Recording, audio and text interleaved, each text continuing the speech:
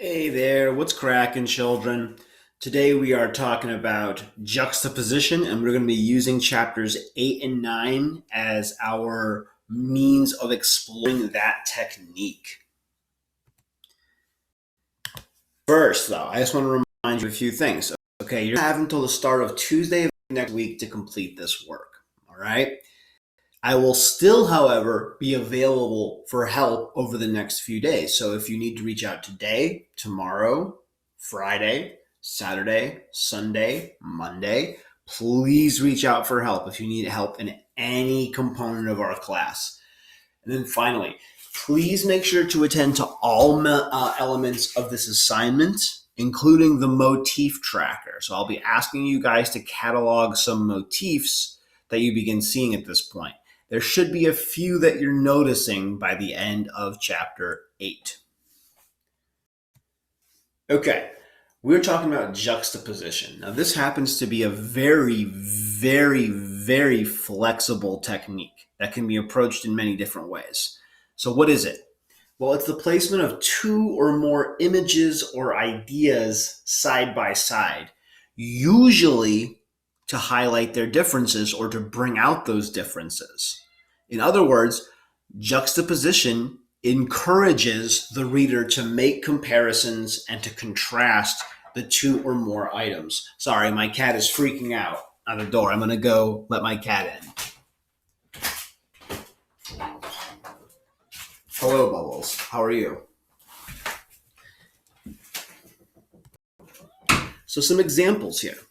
Our first example, to think about these contrasting ideas. A butler spends his day in a beautiful mansion dressed in a tuxedo, but then he returns home to an extremely small closet-sized apartment in a rundown part of town. Shh, Bubbles, be quiet. A waitress is remarkably rude and impatient with a doting couple. However, she's extremely kind, though, to a quiet man who is sitting alone with a book.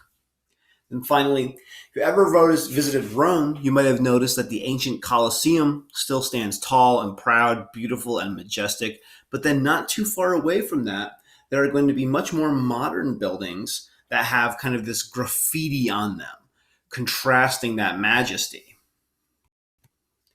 So what are the effects of juxtaposition? We just gave these examples. Let's talk about some possible effects. It's highlighting differences, of course, developing characters, deepening characterization, emphasizing specific qualities or specific pieces of information, highlighting concepts or themes that's very common, creating comedy or humor, creating conflict, or shifting the mood suddenly for a very surprising or unsettling effect. An intense mood shift can really bring someone to their senses.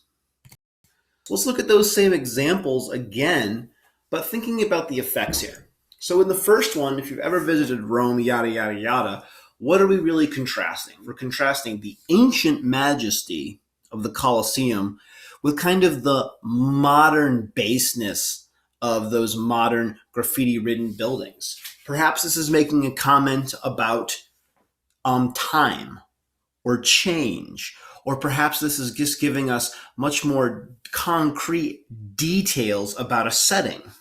In our second one, the butler, okay, perhaps this one is making some kind of comment about the nature of class or the inherently contradictory nature of wealth. Perhaps. And then finally, the waitress one, okay? What is this showing us? Well, this is deepening her character. It's showing us perhaps this waitress is jealous of the couple, or perhaps she has a particular affinity for people that read books. Maybe she is kinder to those that seem to need it. All of these different, very minute pieces of juxtaposition carry with them tremendous conceptual weight. Sorry, gross. So what can be juxtaposed? Well, objects or descriptions, two different settings or descriptions within a single setting. Keep your eyes peeled for that in our coming chapters. Two characters or traits within one character. Thoughts and actions, like thinking one thing and doing another. Perspectives, people having contradictory perspectives or two people having different perspectives. Images in sequence, so individual images. If someone is describing a scene or talking about objects, the descriptions of those objects might be juxtaposed. Feelings or attitudes, again, from different characters or within the same character. Reality versus fantasy. So in this one, we're talking about the idea of, okay, what really exists and what someone hopes to exist and how those are different. The past, the present, or the future. Time is frequently juxtaposed in literature. Behaviors, especially hypocritical behaviors or contradictory actions. Expectation versus reality, what we want it to be, or rather what we think it should be, and then what it really is. But really, any instance of a contrasting idea or image is going to fit juxtaposition. As we said in the beginning of this video, this is an extremely, extremely flexible technique that has so much utility and so much use.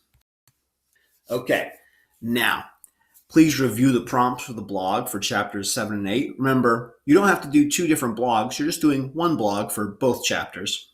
You're going to read those chapters. You're going to blog it up, children. You're going to blog it up so good. I also want to make sure that you are adding to your motif tracker. I've posted this in the classroom, and this is going to be a really important tool as we move forward, because at this point you're probably seeing some motifs, and they're just going to keep getting thrown at you. There's a lot of them. Finally, I need you to respond to a peer's blog, but this can be done by the end of the day next Tuesday. Don't worry about getting that done right away unless you're able to do so. All right, kiddos, hang tough out there. Read real